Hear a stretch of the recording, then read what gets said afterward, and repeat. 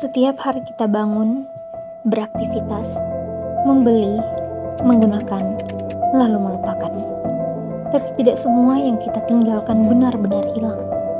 Ada yang tetap tinggal, meski tak lagi kita lihat. Menumpuk diam-diam, mengikuti jejak langkah kita. Ia tak bersuara, tak menuntut, namun perlahan mengisi ruang. Di sudut-sudut kota, di aliran sungai, bahkan di tempat yang tidak pernah kita kunjungi sekalipun. Prinsip pengurangan sampah menggunakan 3R, reduce, recycling, dan reuse. Yang pertama reduce, mengurangi produksi sampah dari sumber. Contohnya yaitu membawa botol minum dari rumah. Terkadang satu botol yang dibawa dari rumah sudah cukup untuk menghindari satu sampah plastik sekali pakai masuk ke dalam tumpukan sampah. Sebagai seorang mahasiswa, kita tentu akrab dengan aktivitas berbelanja kebutuhan harian. Sayangnya, masih banyak di antara kita yang secara tidak sadar terus menggunakan kantong plastik sekali pakai. Padahal, membawa tas belanja sendiri adalah kebiasaan sederhana yang memberi dampak besar. Selain mengurangi limbah plastik, kita juga belajar untuk lebih bertanggung jawab terhadap lingkungan. Kebiasaan ini tidak membutuhkan biaya besar, hanya perlu niat dan konsistensi.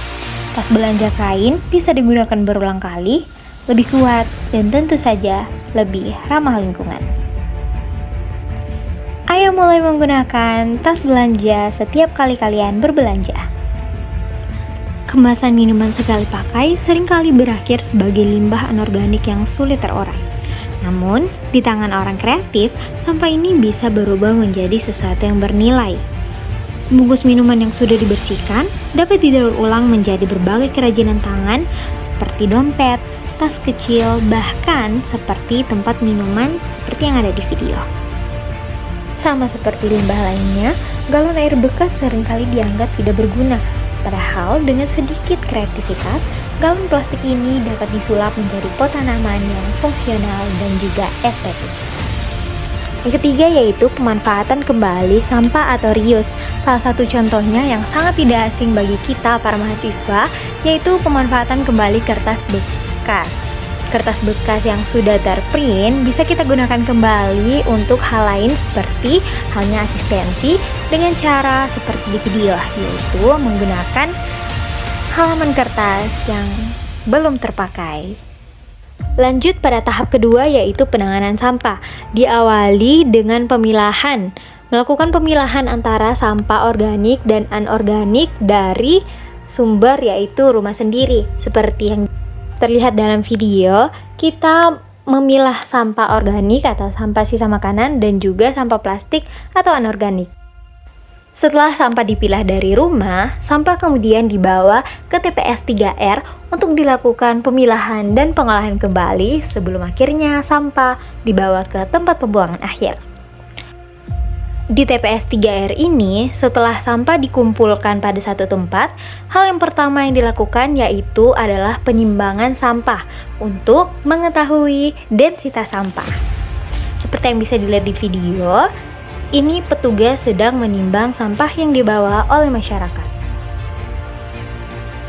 Setelah dilakukan penimbangan, di sini dilakukan lagi pemilahan untuk memisahkan limbah organik, limbah plastik, limbah besi, residu, dan berbagai limbah lainnya. Limbah organik yang sudah dipisahkan tadi kemudian dimanfaatkan menjadi kompos yang nantinya akan diperjualbelikan di masyarakat sehingga menghasilkan keuntungan yang besar untuk TPS 3R di daerah tersebut. Bisa teman-teman lihat, ini adalah contoh sampah yang sudah melewati proses pemilahan.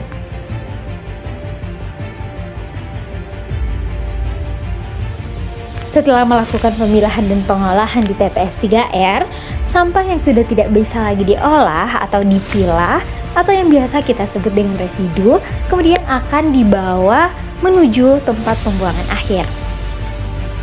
Proses ini disebut dengan pengangkutan. Setelah pengangkutan, mobil yang mengangkut sampah kemudian menuju ke tempat pembuangan akhir. Sebelum masuk ke tempat pembuangan akhir, mobil harus ditimbang terlebih dahulu untuk mengetahui densitas sampah pada mobil tersebut. Nah, pengukuran ini dilakukan 2 kali, yaitu ketika sampah full di mobil dan ketika sampah sudah dituang ke TPA. Hal ini dilakukan untuk bisa mengetahui densitas sampah yang masuk pada hari itu.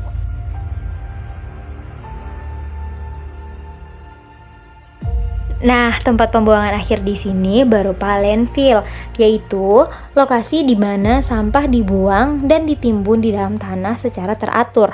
Di sini, sampah yang sudah tidak bisa dimanfaatkan lagi dikumpulkan, dipadatkan, lalu ditutup dengan tanah untuk mencegah pencemaran dan gangguan lingkungan seperti bau tak sedap atau datangnya hewan-hewan pengganggu.